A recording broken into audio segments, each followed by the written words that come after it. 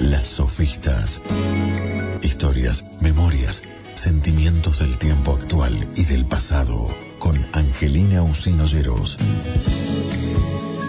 Invitando a compartir una hora de reflexiones.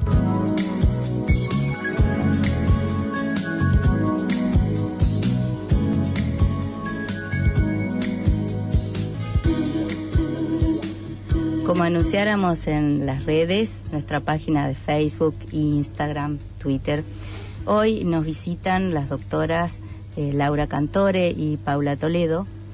Y bueno, les doy la bienvenida a Laura, la bienvenida a Paraná. Muchas gracias. No ha llegado en un buen momento a la ciudad porque hay algunos conflictos con el municipio y bueno, se suman las altas temperaturas, la basura que no ha sido recolectada y demás, pero te vamos a invitar en otra oportunidad para que disfrutes de la ciudad como realmente es en tiempos normales, digamos. Bueno, yo quería comenzar primero, Laura, que nos cuentes tu trayectoria, tus investigaciones, tu recorrido. Hoy vamos a hablar de un tema muy difícil y muy triste, que es el del abuso infantil, a propósito de esta actividad de la Facultad de Humanidades de UADE.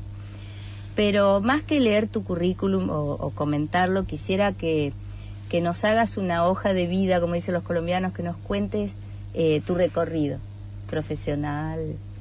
Bueno, a mí siempre me gusta definirme como madre profesional y argentina, porque este es un tema difícil de sostener como estos roles, ¿no? Bueno, soy abogada, soy doctora en Derecho, hice mi postdoctorado en Géneros, en UCES. Acabo de sacar mi primer libro, tengo un largo recorrido. Muchas gracias por el libro. En diversidad sexual. Ese libro se llama Sexualidades Cariotípicas y otras revelaciones, donde trabajo, es como una síntesis de mi tesis doctoral y postdoctoral, un poco más, más como de mayor difusión. Y lo que trato de mostrar ahí es primero la postura identitaria de los intersexuales en la jurisprudencia argentina, y después despliego con estudios de genética la idea de que la intersexualidad no es una sola, sino que tiene 93 formas cariotípicas de ser. ¿Qué quiere decir cariotípica? El cariotipo es la conformación cromosómica de cada ser humano.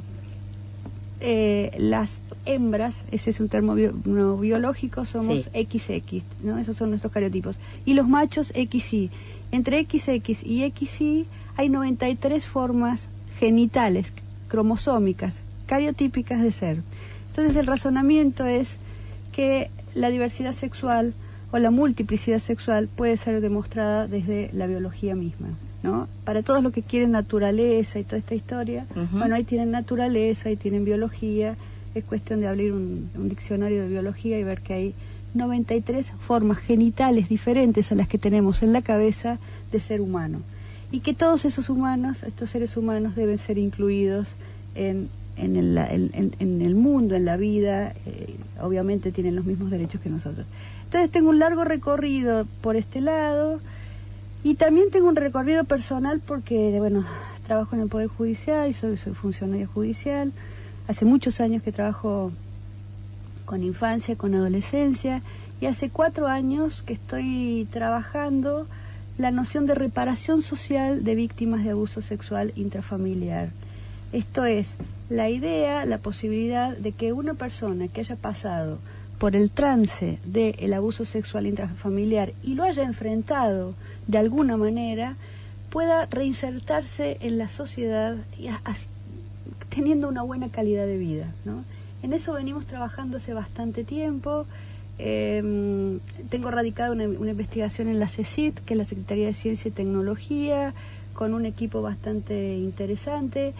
Mi mirada, yo estoy hablando de reparación social, no reparación jurídica o judicial. La reparación judicial entra dentro de lo social, porque estoy pensando también en el lugar que nos cabe a todos como sociedad, con un asunto que produce mucho horror, produce mucha angustia, produce conductas evitativas, de eso no se habla. Sí, la negación. Absolutamente. ¿No? Una negación sobre el tema. Digamos, la familia parece como algo intocable, y entonces cuando alguien se planta con esa situación, la reacción social es mala, aunque quienes se planten y tengan esas malas reacciones, digamos, contra quien pudo ponerle palabras a lo que había sucedido, también esté atravesando situaciones parecidas.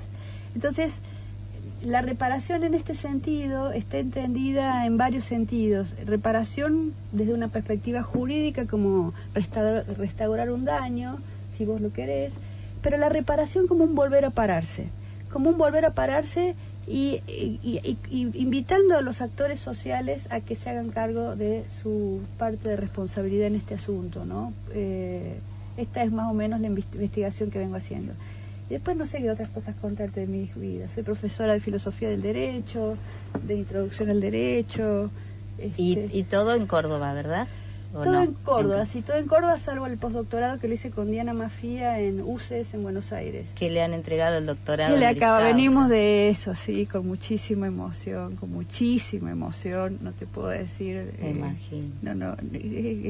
Bueno, creo que se vio en las redes la emoción que teníamos todos, y lo que fue esa sala de grados con todos los pañuelos verdes, fue muy emocionante, porque además da cuenta de un feminismo racional, profundo, ético, comprometido con los derechos humanos, que es el que a mí me gusta y con el que me siento identificada. Vos hablabas de reparación y bueno, con Paula hemos trabajado mucho tiempo en la Cátedra de Derechos Humanos, en la carrera de Psicología, y bueno, ese era un término, un concepto, una categoría, la de reparación. Y qué importante que es, sobre todo en países que hemos padecido dictaduras cívico-militares, que podamos reparar el daño que, bueno, nunca alcanza, ¿no? Porque el daño ha sido tan brutal que, y me permito una licencia, ¿no? Lo que está ocurriendo hoy, pensando en Chile, en Brasil y en Argentina, siempre pensé que a Chile le faltaron los organismos de derechos humanos que tuvimos nosotros, se lo he dicho a mis amigas, colegas de allá, y bueno, y esta situación en Brasil también, ¿no? Es decir, estas distintas actitudes y perspectivas de los gobiernos con respecto a las dictaduras que hemos padecido en América Latina. Entonces este concepto de reparación es muy importante. En el caso de tus investigaciones tiene que ver con algo del universo familiar, pero que replica tanto el daño como la reparación, una situación más global, más abarcativa, y creo que, bueno, nosotros tenemos una tradición a la cual serle fiel, diría Badio. Mira, cuando nosotros empezamos esta investigación, justamente esta historia que tenemos nosotros de colectivos, colectivos que no tienen que ver necesariamente con organismos estatales, como son madres, hijos, abuelas, fue un referente para nosotros. Y un colectivo con el que trabajamos mucho, porque tiene muchos temas, muchos puntos en común con el abuso sexual intrafamiliar, es el colectivo de historias desobedientes, que bueno, ojalá las puedan invitar acá a Entre Ríos, porque el colectivo de historias desobedientes tiene en común con las víctimas de abuso sexual intrafamiliar que tuvieron que romper pactos de silencio, que sintieron vergüenza, que tuvieron que enfrentar el patriarcado, que tuvieron que hablar. A diferencia de lo que le pasa a una víctima de abuso sexual intrafamiliar, estos colectivos, estos grupos, las chicas de historias desobedientes, que yo las quiero muchísimo, tuvieron juicios de lesa humanidad que las respaldaron. Las víctimas de abuso sexual intrafamiliar no los tienen. Entonces, la pregunta es ¿por qué no los tienen? La pregunta es ¿por qué? Y lo más interesante de esto, habiendo atravesado, digamos, yo vengo estudiando todas las formas de abuso sexual, intrafamiliar, eclesiástico, los de lesa humanidad, estuvieron las chicas en Córdoba hablando del abuso sexual que sufrieron en los campos clandestinos de Córdoba, de detención. La pregunta es ¿por qué el abuso sexual intrafamiliar está tan invisibilizado? La pregunta es, porque el abuso sexual intrafamiliar, que es más frecuente que cualquiera de todos estos que yo te estoy contando, genera en la infancia lo que se llama indefensión aprendida. Acá la doctora Paula lo puede explicar mejor que yo. Y esto hace que sin establecer una categoría especial en relación al abuso sexual intrafamiliar, esto hace que la persona que haya pasado por ese trance en su primera infancia tenga muchísimas más dificultades para poder verbalizar esto, porque queda como noqueada desde el principio, a veces, no siempre por suerte. A veces, no siempre por suerte. Y la otra cosa que uno observa es que quienes hayan pasado por este trance también han pasado por una serie de instituciones, la escuela, el Poder Judicial, los vecinos, y todo el mundo se quedó callado. Uh-huh. Entonces, por un lado nos llega el abuso sexual intrafamiliar con una frecuencia que no la tenés ni en la Corte Interamericana de Derechos Humanos, ni en los delitos de lesa humanidad, ni en lo que pasó acá en Argentina. Es algo que está pasando en este momento alrededor nuestro, sí, seguramente. Y por otro lado, veníamos hablando recién con Paula, que no hay un colectivo que le haya puesto nombre a esto, no hay un hashtag. Yo vengo siguiendo los hashtags a Weinstein, al Me Too, a La Manada, no hay un hashtag que esté referido al abuso sexual intrafamiliar. Y la idea esta de reparar también es una idea que tiene que ver con prevenir. Digamos, una persona que se vuelve a parar, ¿no?, que se vuelve a reposicionar respecto a esto, también puede sanar a su entorno, también puede evitarlo respecto a su grupo familiar. De hecho, quienes han podido hacerlo hacen eso. Sí, los testimonios, incluso en los medios de quienes han sido víctimas de esto. Y pensaba también lo que ocurrió esta semana con el que fue pediatra del Garraham, que si bien no es un caso de abuso sexual intrafamiliar, pero hubo un debate interesante entre esa línea que distingue la pornografía infantil del abuso. Y bueno, vos sos súper especialista en el tema, pero considero que fue ejemplar la sentencia, no sé. Mira, ¿no? Yo escuché todo, me pareció interesante. Te soy franca, esta semana he estado, no conozco en detalle la sentencia. Nosotros no la conozco en detalle, así que no voy a opinar porque no la conozco en detalle. Pero nosotros nos estamos planteando seriamente. Yo vengo del sistema, yo soy funcionaria en el sistema penal. Próxima a jubilarme, me quedan 6 días hábiles, pero soy funcionaria y me dedico a la cuestión penal hace muchísimos años, más de 30. Y nosotros como equipo de investigación nos estamos cuestionando seriamente la intervención del área penal y de lo punitivo, y estamos pensando seriamente si eso sirve para algo. Y si no hay, sobre todo, porque hay que distinguir supuestos. Tenés un perverso que merece estar en la cárcel, y está todo bien, y ahí no hay mucha discusión, pero tenés el neurótico que no sabe lo que hizo porque fue abusado. No estoy hablando de este caso que me planteé. No, está bien. ¿Está bien? Entonces, ¿qué pasa con un chico de 17 años que abusó de sus sobrinas o de sus primas porque abusaron de él y porque no sabía lo que estaba haciendo? Ese chico tiene que ir al sistema penal. De esa manera vamos a reparar algo. Estas son las preguntas que nosotros nos estamos haciendo, que nos estuvimos haciendo en el seminario con Diana, ahora en Córdoba, ¿no? Es decir, ¿cuál es el lugar del sistema punitivo? ¿El sistema penal argentino salvó a alguien? ¿Reparó algo? No está mejor establecer medidas, otro tipo de medidas que sirvan para que esta persona, cuando hay una estructura psíquica que lo permita, ¿no?, pueda repensar lo que hizo, pueda hacerse cargo de su propia historia de abuso. Estas son las cosas que nosotros estamos viendo. Yo, a pesar de que vengo de este lugar y a pesar de que he ejercido funciones en este lugar, tengo mis serios reparos de que el sistema penitenciario le sirva a alguien.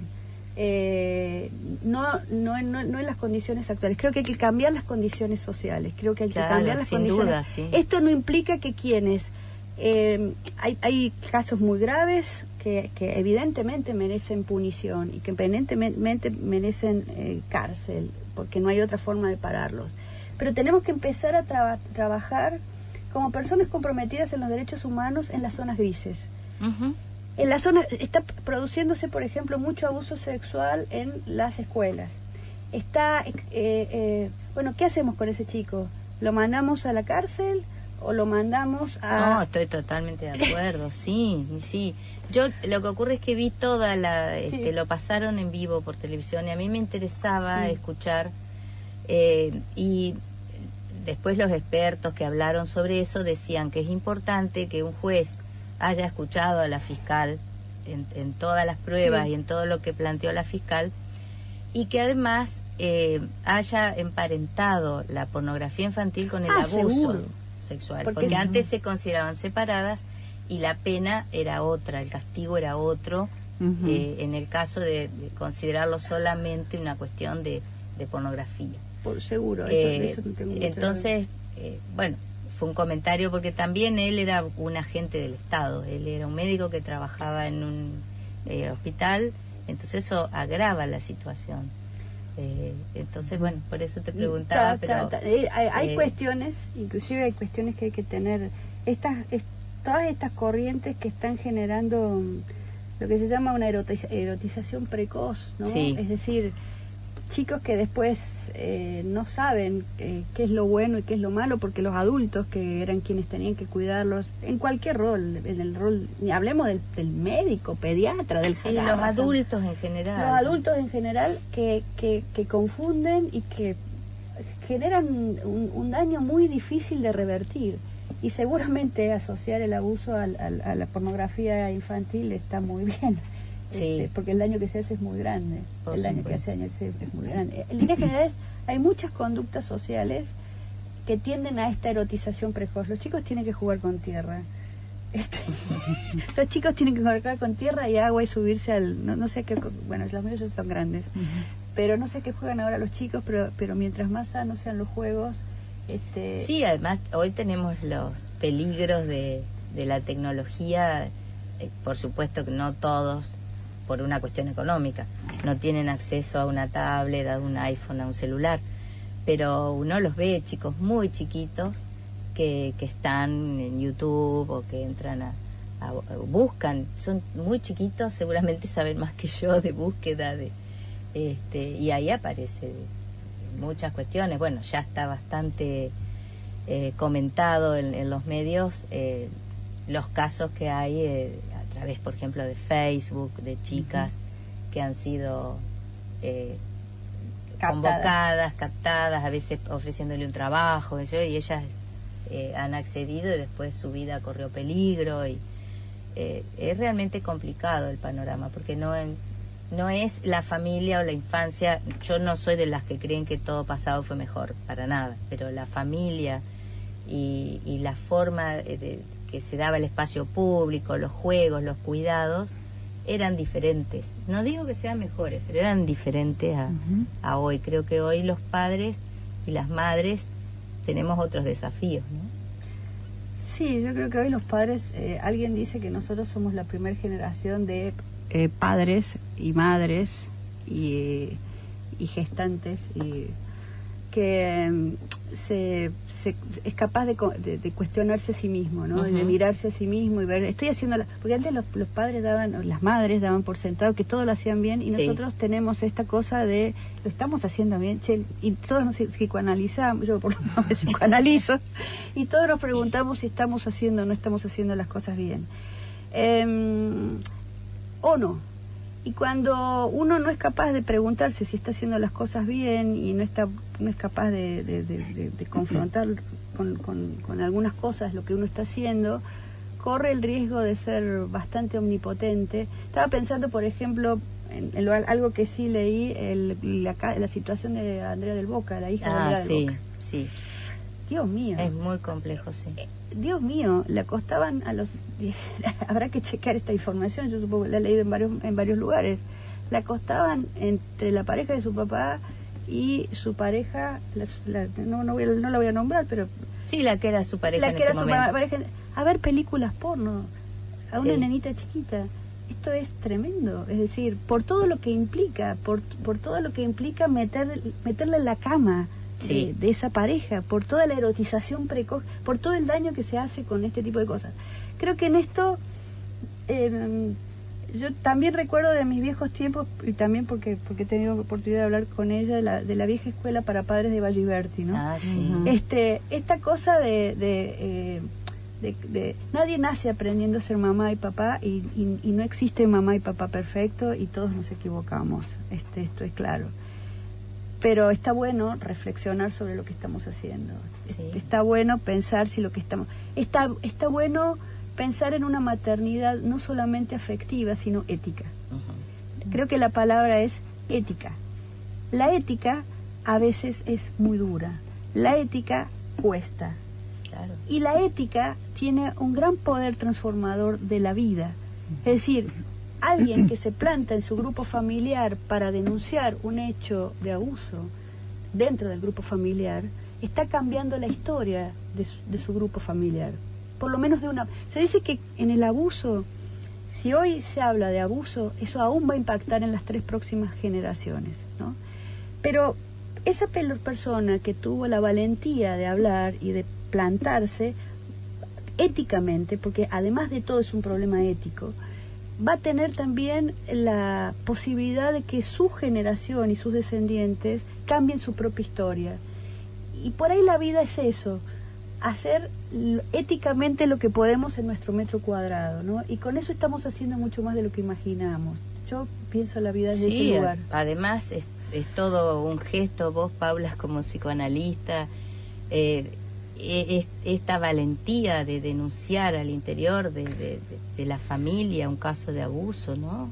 Es un paso enorme.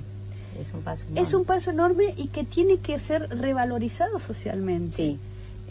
Hay un chileno que se llama Jodorowsky que bueno, tiene cuestiones cuestionables, pero dice, si tú crees que en tu familia no te ha pasado, es porque no te has enterado. Eso lo dice. Claro, si tú crees que a vos no te pasó, es porque no te enteraste, simplemente. Es medio difícil que a tu abuela, a tu abuelo, no sé qué, que alguien de tu grupo familiar no haya pasado por la situación.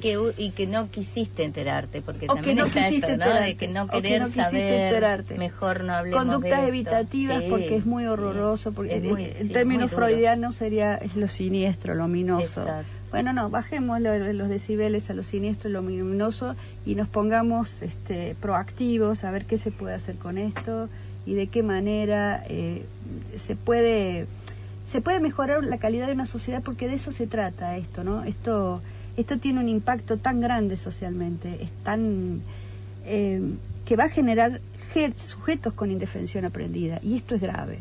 O en otros casos va a generar sujetos que se van a sentir toda la vida atrapados sin salida, o sujetos que se van a identificar con el abusador y van a seguir abusando. Exacto. Y todo eso hay que pararlo. Sí. O por lo menos hay que empezar a hablar de esto seriamente, sistemáticamente, en todos los lugares en los que se pueda hablar, ¿no? Y bueno, y seguir pensando colectivamente cómo construimos un mundo más vivible, más amoroso, menos tanático. Yo voy a hablar hoy de la familia tanática, digamos. La familia tanática es una familia donde la pulsión tanática, la pulsión de muerte, bueno, estas familias tienen estas características, muchas. Y después también hay que rescatar a las madres y padres leones y leonas. Y si usamos, no sé cómo sería un lenguaje inclusive, leonenes, pero, porque hay que usar leones. En Córdoba el lenguaje inclusivo ya es, queda leones, queda masculino. Ya es una manda, digamos, de la universidad del lenguaje inclusivo. Pero también están estas madres y estos padres que hacen lo que pueden y lo que no pueden, y estas personas también tienen que ser rescatadas, porque existen, porque no todas las familias son malas, no todos los padres son abusadores, no todas las madres son abusadoras, etcétera. No todo el mundo es perverso, por suerte hay estructuras neuróticas con culpa y gente que quiere redimir o que quiere resolver aquello que pasó. Esto hay que decirlo. Pero bueno, nos vamos a dedicar a los que no, porque tienen estructuras perversas, porque no pueden, porque no saben cómo. Tampoco me voy a poner en gran juzgadora de esto, porque no es mi lugar. Pero hay que hablar de esto, hay que decirlo. Sí. Y bueno, Paula, contanos de la actividad hoy en la Facultad de Humanidades. Bueno, se trata de un seminario que está organizado en 4 ejes: salud, justicia, educación y medios de comunicación. La invitación a Laura Cantore en la jornada de hoy se enmarca dentro del eje de justicia. Y bueno, la idea es compartir con ella una conferencia donde ella va a disertar. Ya me aclaró que ella no viene a dar una disertación magistral, que quiere tener un intercambio con el público donde la gente pueda intervenir y hacer preguntas, así que la idea es compartir un intercambio con ella en el salón de la Escuela Normal, hoy a las 4 de la tarde hasta las 7.